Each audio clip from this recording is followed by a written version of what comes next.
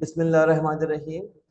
जी students, आज का जो हमारा टॉपिक है वो चैप्टर नंबर 4, इसको हम स्टार्ट से पढ़ेंगे। चैप्टर 4 क्लास 9 की वजह से पढ़ रहे हैं। चैप्टर 4 का नाम है टर्निंग इफेक्ट ऑफ फोर्सेस, यानी कि फोर्सेस की वजह से टर्निंग इफेक्ट का प्रोड्यूस होना। तो ये हमारा मेन टॉपिक था। ये टॉपिक बाद में कवर होगा, उससे पहले मैं कुछ टॉपिक्स को और कवर करना है, वो हम स्टार्ट करते हैं। टॉपिक 1 है like and unlike parallel forces, यानी कि जब भी हम किसी बॉडी में फोर्स अप्लाई करेंगे तो वो इस तरह की भी हो सकती है। किस तरीके से?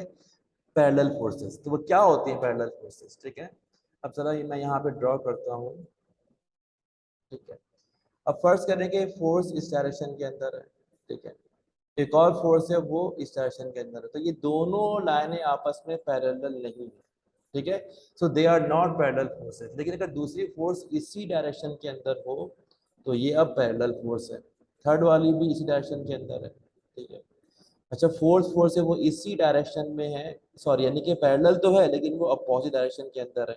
यानी कि ये भी दोनों पैरेलल है लेकिन इनकी डायरेक्शन अपोजिट है। ठीक है, तो यहाँ पे हम डिवाइड करते हैं पैरेलल फोर्स को दो फोर्सेस के अंदर, लाइक एंड अनलाइक। ठीक है, अगर मैं कहीं भी फोर्स अप्लाई कर रहा हूँ, तमाम के तमाम फोर्स पैरेलल हैं और सेम डायरेक्शन में एक्ट कर रही हैं, तो इन्हें हम बोलेंगे लाइक एंड पैरेलल फोर्सेस, यानी कि वो पैरेलल भी हैं and they are like forces, एक ही डायरेक्शन में एक्ट कर रही हैं।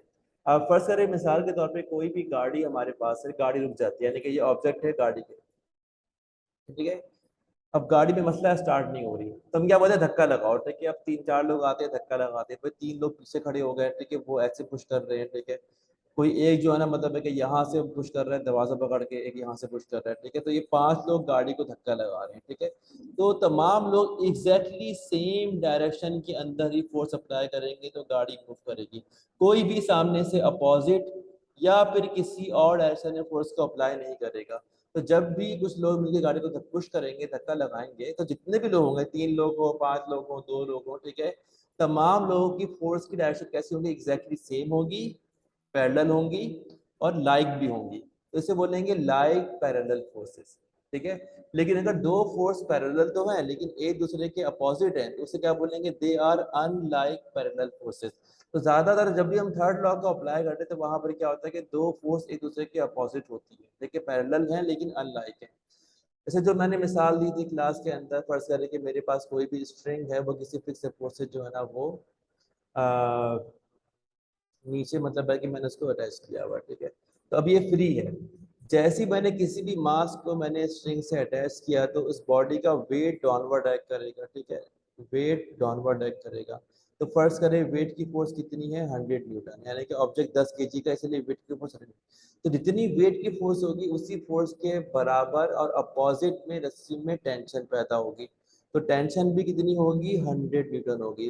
वैसे ये थर्ड लॉ है लेकिन यहाँ पे क्या है कि दोनों फोर्स पैरेलल हैं और एक दूसरे के अपोजिट हैं, and these are called unlike parallel forces. ठीक है, तो पैरेलल फोर्सेस अगर सारी एक ही डायरेक्शन में है तो they are like parallel forces, लेकिन अगर एक फोर्स दूसरे के अपोजिट है तो they are called unlike parallel forces. ठीक है, अपोजिट ही होगी।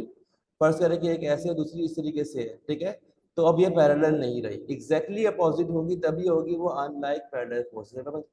तो ये हमारा बहुत ही स्मॉल टॉपिक था कि what are parallel forces and like and unlike parallel forces. ठीक है, अब हम आगे बढ़ते हैं नेक्स्ट टॉपिक की तरफ।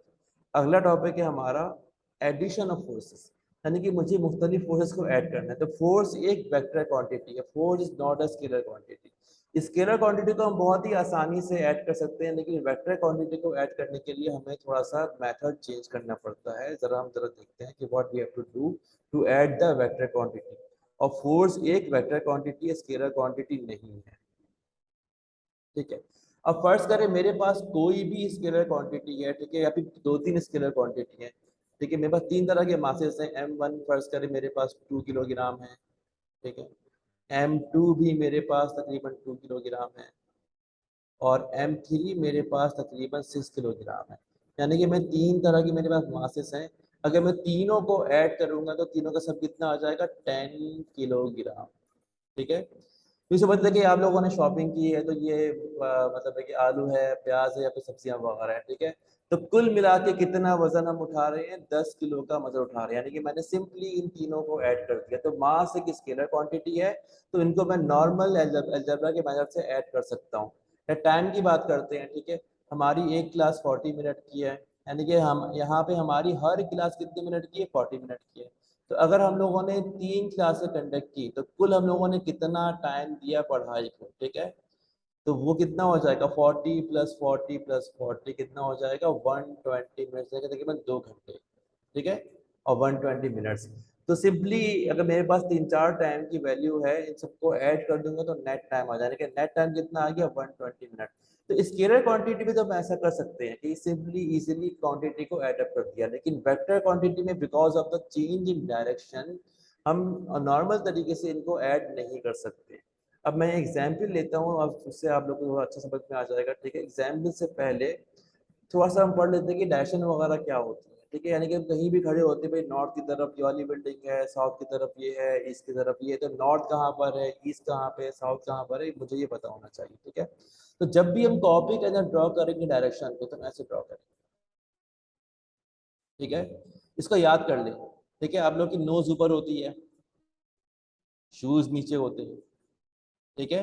वॉच आप लोग लेफ्ट हैंड में पहनते हैं, ईट विथ अवर राइट हैंड, ठीक है। यानी कि राइट साइड हमारी ईस्ट है, लेफ्ट साइड हमारा वेस्ट है, और जो अपवर्ड साइड हमारा नॉर्थ है, और डाउनवर्ड साउथ हमारा, सॉरी अपवर्ड नॉर्थ है और डाउनवर्ड हमारा साउथ है, ठीक है। तो ये हमारे पास डायरेक्शन का चार्ट था। अब फर्ज करें आप बाहर कहीं भी खड़े हुए हैं, तो आप कैसे मालूम करेंगे कि नॉर्थ कहाँ पे है, साउथ कहाँ पे, ईस्ट कहाँ पे है, ठीक है। आप खाली ये देखें, इतना तो आपको मालूम होगा भाई सूरज कहाँ से निकल रहा है और कहाँ पे गुरूब हो रहा है, ठीक है। तो जिस जगह से सूरज निकल रहा था उस डायरेक्शन में आप खड़े हो जाएंगे, ठीक है। अब यहाँ पे ईस्ट है, यानी कि सूरज यहाँ से निकल रहा था।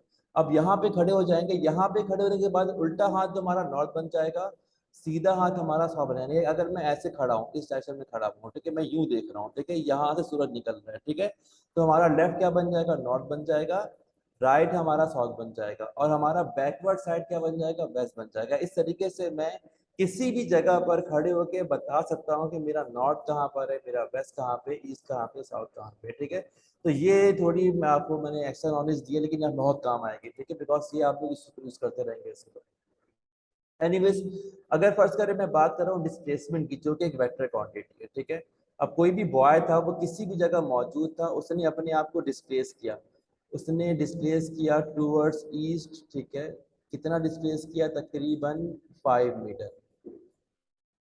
अच्छा, उसके बाद क्या हुआ, उसने अपने आप को डिस्प्लेस किया यहाँ से टूवर्ड नॉर्थ, उसने चेंज की डायरेक्शन।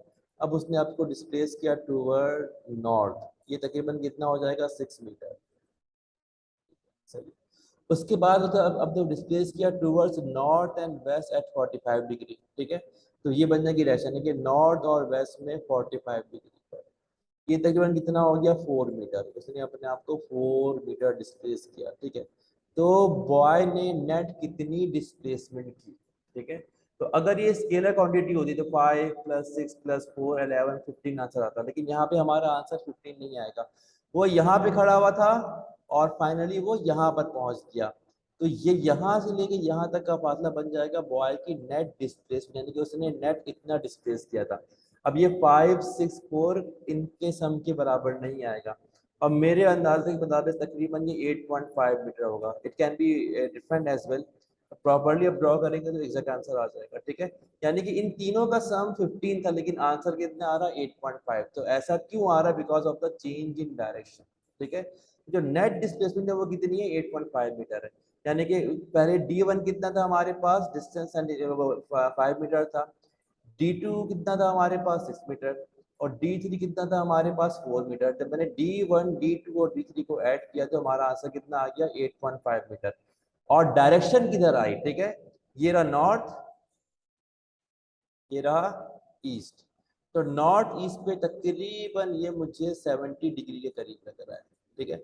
यानी कि ये मेरा नेट वेक्टर था, उसकी जो डायरेक्शन है वो नॉर्थ ईस्ट पे, यानी कि ईस्ट के रेफरेंस से 70 डिग्री है। और उसका जो मैग्नीट्यूड वो कितना, 8.5 मीटर है। तो वेक्टर को मैं इस तरीके से ऐड करूंगा। अच्छा, ये तरीका हमारे पास कहलाता है head to tail rule.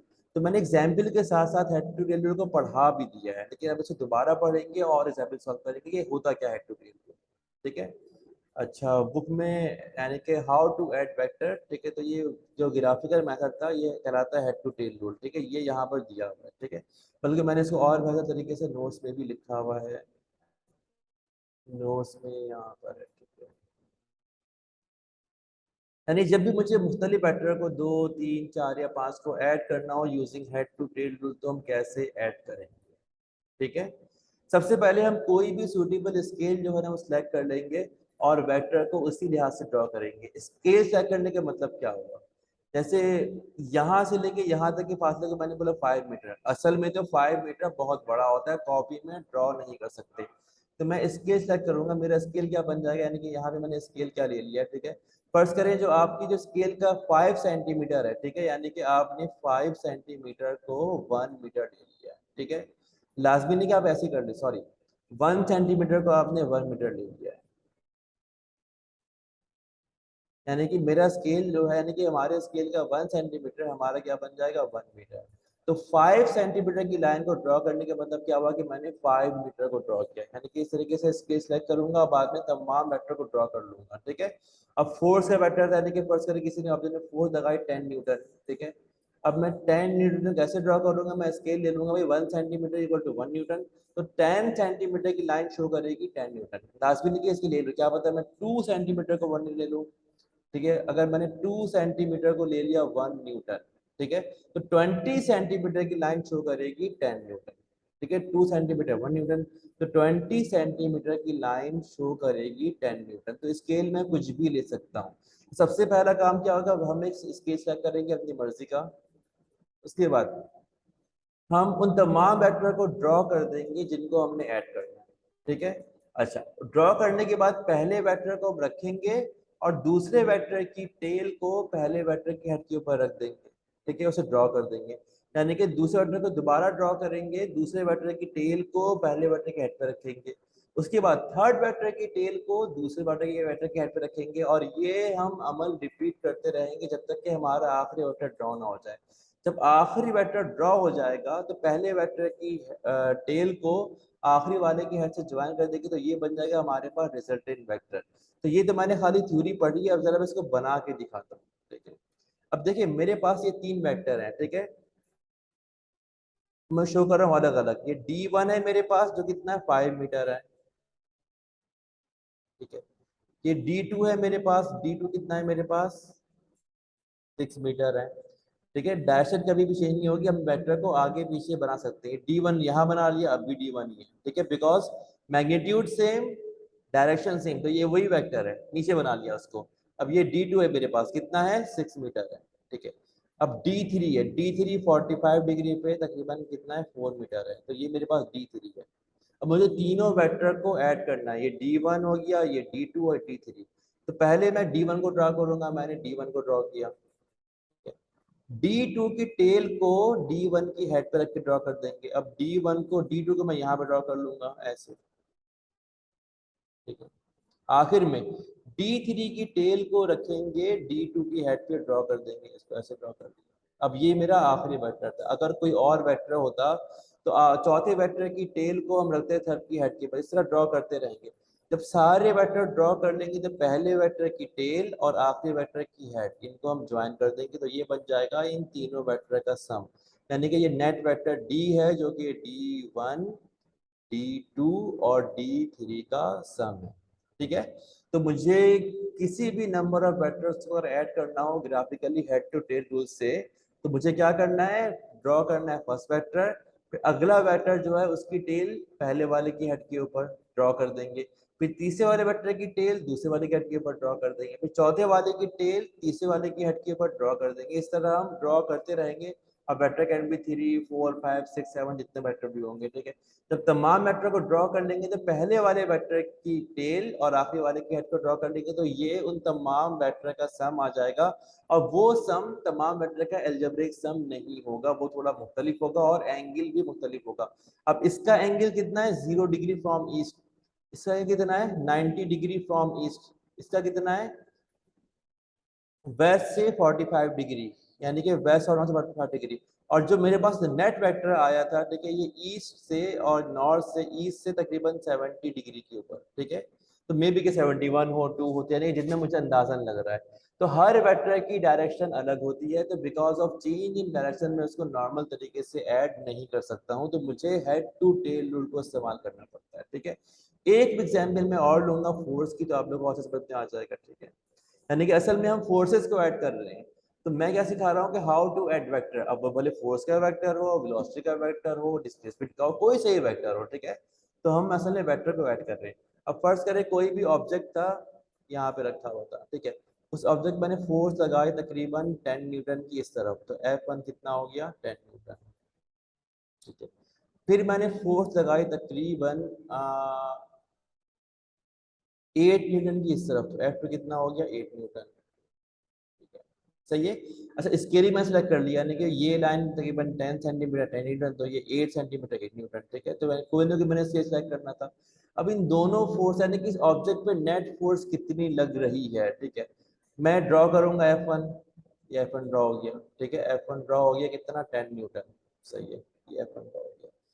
F2 की टेल को रखूंगा F1 की हेड के ऊपर, इसके टेल को रखा और ड्रॉ कर देंगे, तो इसी डायरेक्शन में ये ड्रॉ हो गया F2, ये अब क्या F2 ड्रॉ हो गया।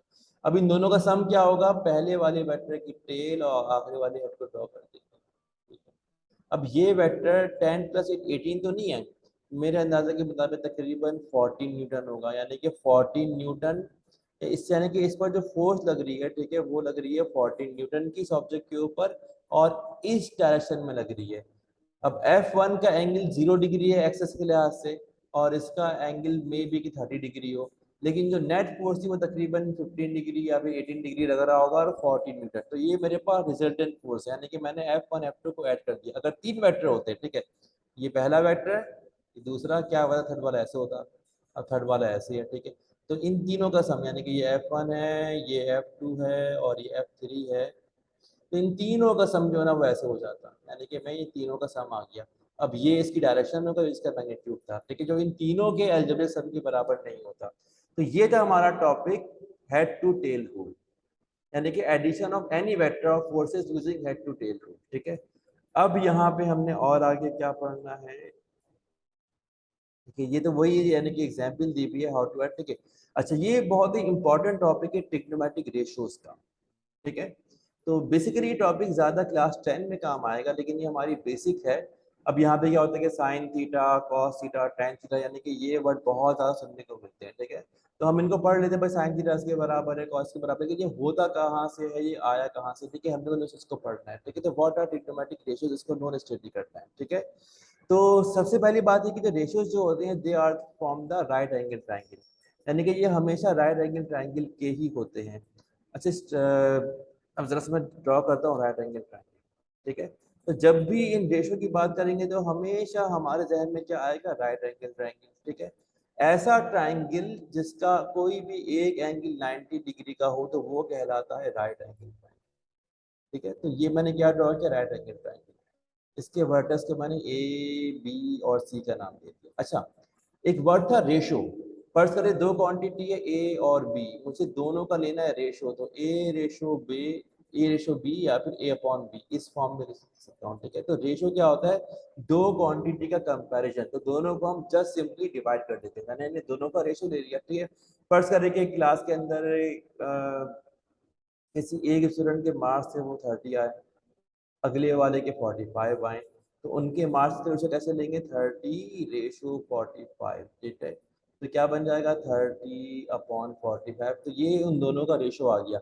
सिंप्लीफाइड फॉर्म में 5 6 द 30, 5 9 द 45, 3 2 द 6, 3 3 द 9, ठीक है। सिंप्लीफाइड फॉर्म में वो 2/3 आ गया, ठीक है। तो ये रेशो की सिंप्लीफाइड फॉर्म थी। तो अगर मुझे किसी भी दो क्वांटिटी का रेशो लेना हो, तो उसे हम दोनों को डिवाइड कर देते हैं। अच्छा, दोनों क्वांटिटी सेम होने, यानी कि दोनों नंबर्स होने चाहिए, या दोनों मास होने चाहिए, या दोनों टाइम होना चाहिए, यानी कि दोनों क्वांटिटी सेम भी होनी चाहिए। इस तरीके से हम किसी भी दो क्वांटिटी का रेशो लेते हैं। अब हम आते हैं ट्रिग्नोमेट्रिक रेशियोज क्या होते हैं, यानी कि व्हाट आर ट्रिग्नोमेट्रिक रेशियोज, ये क्या होते हैं, ठीक है। तो यहाँ पर रेशियोज तो है, लेकिन यहाँ पर क्या वर्ड है, ट्रिग्नोमेट्रिक रेशियोज, ठीक है। तो यहाँ पर जब भी ये वर्ड आएगा व्हाट आर ट्रिग्नोमेट्रिक रेशियोज, तो हमारे ध्यान में कौन आएगा, राइट एंगल ट्राइंगल, ठीक है।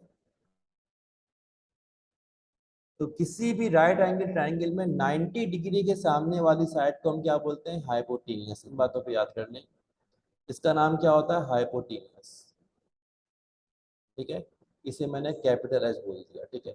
अगर मैं ये वाला रेफरेंस एंगल ले रहा हूँ, ठीक है, तो ये साइड बन जाती है बेस, ठीक है। और बेस के जो परपेंडिकुलर साइड है यानी कि 90 डिग्री से इसे क्या बोलते हैं, परपेंडिकुलर। बेस को क्या बोलेंगे, कैपिटल बी। और ये हमारे पास क्या बन जाएगा, परपेंडिकुलर।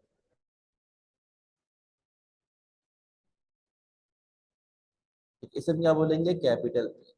तो हमारे पास कोई भी ट्राइंगल हो, every triangle has three sides, तो इसके भी होते हैं। लेकिन राइट एंगल ट्राइंगल के तीनों साइड को मैंने अलग अलग नाम दिए हुए, हाइपोटेनियस, बेस और परपेंडिकुलर।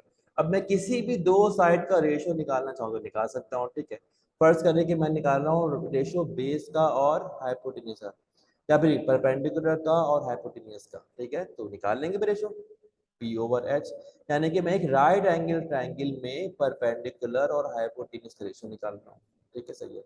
अच्छा, मैं किसी और दो साइड का भी रेशियो निकाल सकता हूँ, बेस और हाइपोटेन्यूज का भी निकाल सकता हूँ, तो बी ओवर एच बन जाएगा, ठीक है। या फिर परपेंडिकुलर और बेस का भी निकाल सकता हूँ, तो क्या बन जाएगा, पी ओवर बी, ठीक है।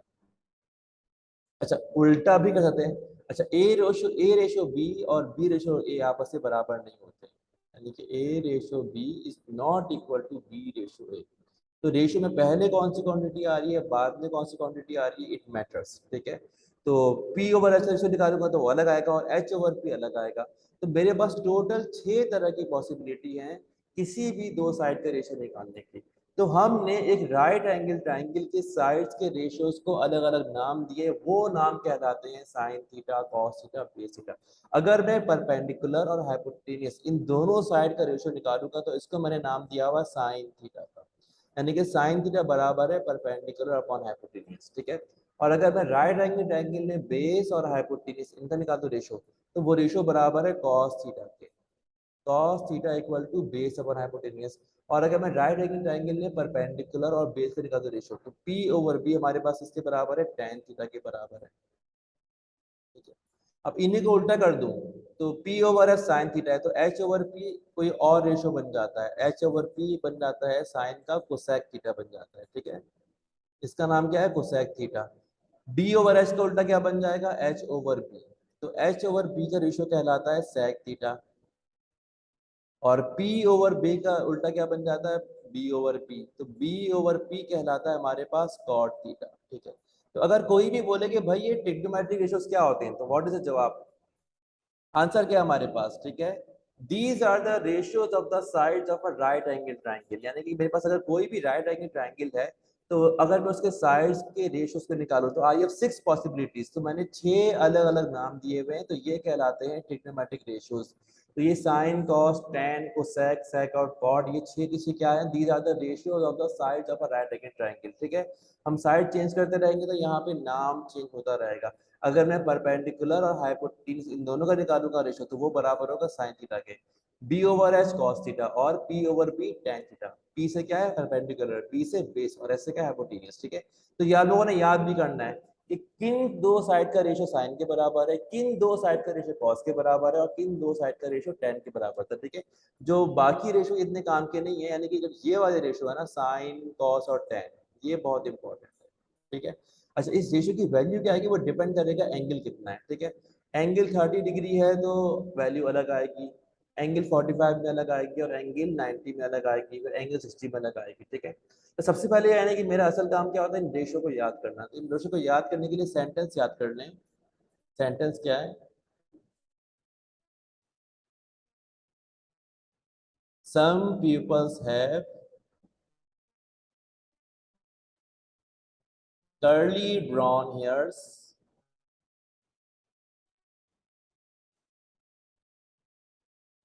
then printed black।